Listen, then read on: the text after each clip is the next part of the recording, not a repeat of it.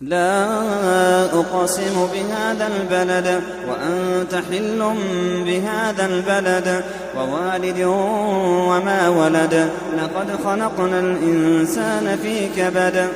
أيحسب أن لن يقدر عليه أحد يقول أهلكت مالا لبدا أيحسب أن لم يره أحد ألم نجعل له عينين ولسانا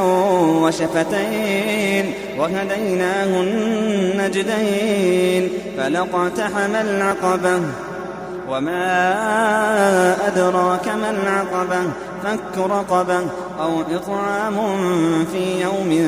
ذي مسغبة يتيما ذا مقربة أو مسكينا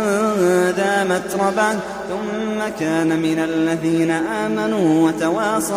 وتواصوا بالصبر وتواصوا بالمرحمة أولئك أصحاب الميمنة والذين كفروا بآياتنا هم أصحاب المشأمة عليهم نار مؤصدة